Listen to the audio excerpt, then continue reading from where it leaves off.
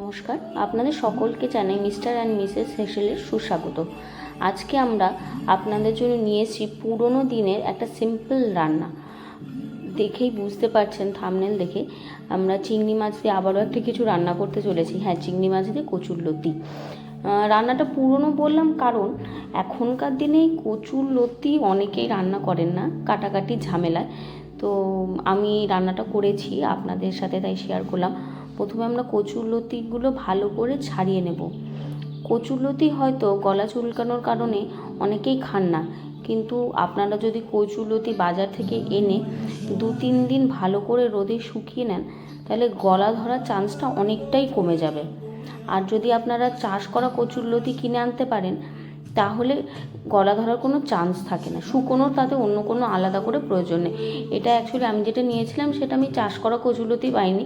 আমার খুব ইচ্ছে হয়েছিলো যে কচুরলতি রান্না করবো অনেক দিন ধরে, তাই আমি যেটা পেয়েছি বাজারে তখনই আমি সেটা নিয়ে এসেছিলাম। আর আপনারা যখন এই কচুরলতিটা বাছবেন, দেখে নেবেন যাতে এই ব্রাউন কালারের খোসা যেগুলো, সেগুলো যেন না থাকে। শুকিয়ে নিলে কী হয়, খুব তাড়াতাড়ি সহজে একবার দুবার বটির সাথে টানলেই উঠে যায়।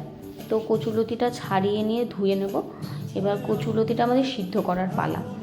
তো আমি জল নিয়ে, সমপরিমাণ জল নিয়ে তাতে কচুরলতিটা দিয়ে দিয়েছি। এবার এটাকে আমরা সেদ্ধ করার জন্য রেখে দেব।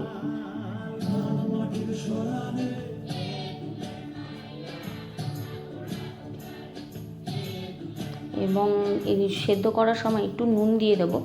আপনারা দেখবেন কচুরলতিটা যখন সেদ্ধ করবেন পুরোপুরি কিন্তু গলিয়ে ফেলবেন না, গলিয়ে ফেললে পুরো একটা ঘ্যাট টাইপের হয়ে যায়।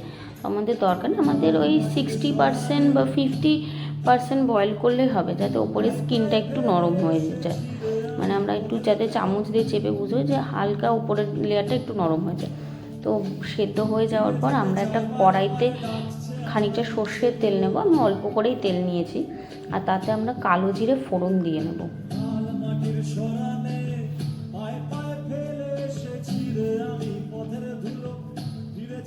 তো একটু গন্ধ ছাড়লে তারপর আমরা সেদ্ধ করা কচুরলতিটা এতে অ্যাড করে দেব। আপনারা একটু সাবধানে, আমি এখানে খুন্তি দিয়ে তুলছিলাম কারণ জিনিসটা গরম ছিল। এতে আবার ঠান্ডা জল দিয়ে জিনিসটা ঠান্ডা করে ফেলবেন না, জলটা ছেঁকে নিয়ে ওই গরম কচুরলতিটাই দেবেন। না পারলে একটু চামচ দেবে কিছু সাহায্যে কড়াইতে দিয়ে দেবেন। তো এখানে নেক্সট ইনগ্রিডিয়েন্ট হচ্ছে আমাদের চিংড়ি মাছ। তো আমি চিংড়ি মাছ ভেজে দিইনি, কাঁচা চিংড়ি মাছ দিয়েছি, কারণ আমার মাও এইভাবেই রান্না করে। চিংড়ি মাছ যেহেতু সেরকম কোনো ভাজতে আলাদা করে অনেক কিছু করার ব্যাপার নেই, তো কাঁচা চিংড়ি মাছটা দিয়ে দিই।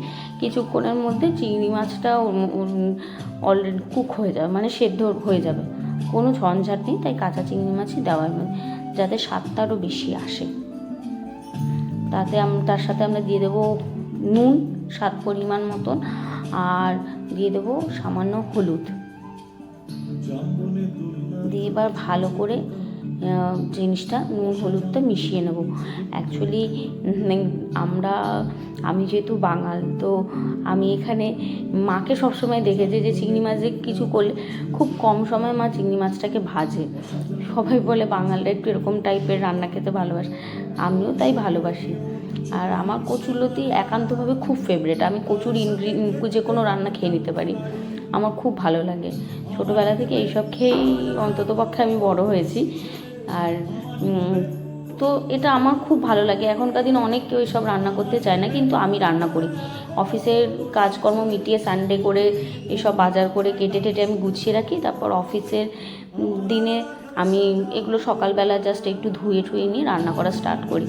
এবার এখানে তারপরে আমরা দেবো সর্ষে বাটা। সর্ষের সাথে আমি একটা কাঁচা লঙ্কা দিয়েছিলাম, একটাই দিয়েছিলাম কাঁচা লঙ্কা।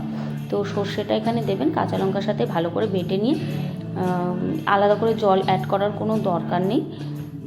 আর রান্নাটা একটু শুকনো হবে, তো আমি আর কোনো জল দিইনি। তো এবার এটা আমরা ভালো করে যখন দেখব সর্ষেটা এটার সাথে ভাজা হয়ে গেছে, তখন তার মানে আমাদের এটা ফাইনাল স্টেজে চলে এসছে।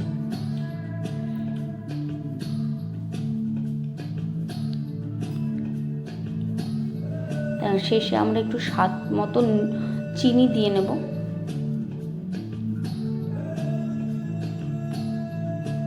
দেখতেই পাচ্ছেন হয়ে এসছে। কচুর কিছু কিছু অংশ, লতিটার কিছু কিছু অংশ সেদ্ধ ভালো করে, পুরোটাই সেদ্ধ হয়ে গেছে, কিছু কিছু কিন্তু নরম রয়েছে, কিন্তু কচুটা কিন্তু বোঝা যাচ্ছে যে লতি এটা কি দিয়ে বানানো, পুরোটা একদম মিশে যায়নি। তো এবার আমি সার্ভ করে নেব একটা বোলের মধ্যে। আজকের রান্নাটা আমাদের কমপ্লিট, চিংড়ি মাছ দিয়ে কচুরলতি।